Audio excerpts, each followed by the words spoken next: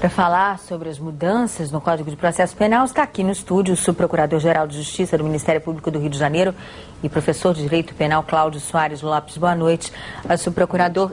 Bom, em relação às muitas mudanças, né, que vai haver aí no Código de Processo Penal, tem algumas são interessantes, a nossa reportagem ali não citou, que são, por exemplo, o próprio juiz que colher a prova, quer dizer, que ouvir as testemunhas, ele vai ter que julgar o caso. Isso me parece que é uma mudança aí substancial, uma vez que antes um juiz era capaz de cair de paraquedas e ter que emitir uma sentença sobre um caso que ele mal conhecia. E tem outro aspecto que é a simplificação das perguntas que vão ser feitas aos jurados, né?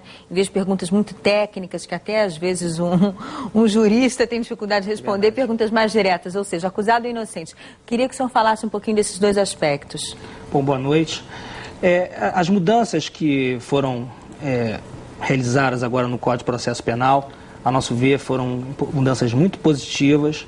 Em primeiro lugar, o fim do protesto novo júri, um recurso meramente protelatório, estranho, porque o réu ele era condenado a 20 ou mais anos e automaticamente o processo era anulado e ele tinha direito a um novo julgamento, acontecendo essa situação que aconteceu no Pará, como foi lembrado muito bem aqui, que realmente é totalmente indesejável.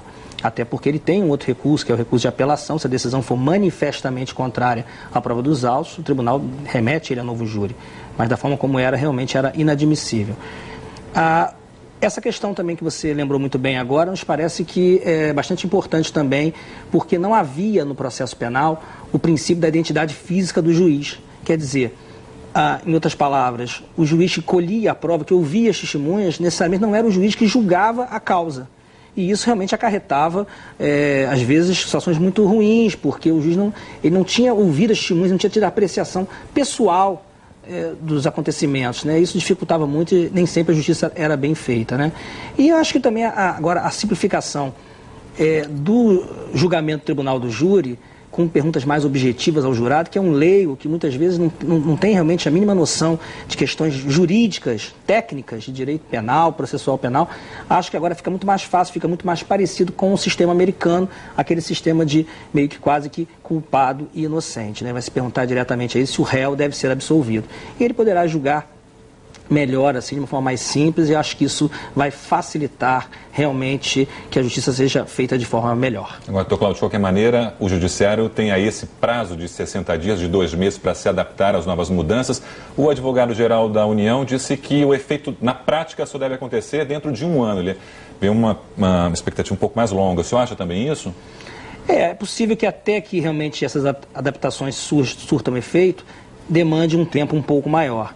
Talvez um pouco menos, né? Porque o Código de Processo Penal ele tem uma regra que as normas de natureza processuais, elas entram em vigor imediatamente, né? Enfim, não pegam o processo naquela fase em que realmente ele já se encontra.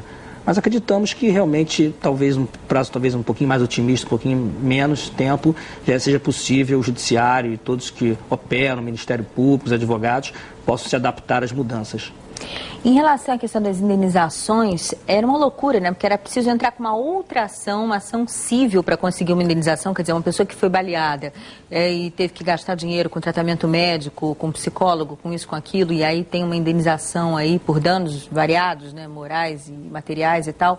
Era preciso entrar com outra ação. E agora não, o juiz pode fixar um valor de uma indenização, né? Essa mudança foi muito positiva também.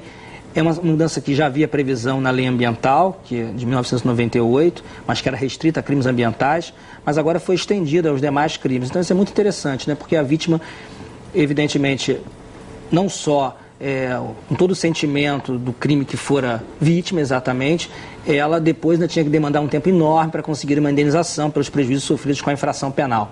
E agora o juiz criminal já vai suprimir uma fase importante, porque já vai poder dizer, expressar, evidentemente, desde que ele tenha elementos de convicção, ele já poderá realmente já fixar pelo menos um valor mínimo dos danos que devam ser reparados, e isso vai abreviar também a dor, um sofrimento de um crime, né, para que a vítima possa buscar de forma mais antecipada uma indenização por um tempo mais breve. Agora, doutor Cláudio, essas medidas seriam apenas em relação à primeira instância ou não, para todo o processo, até a última instância, para que se evite aí uma manobra para a conclusão de um julgamento?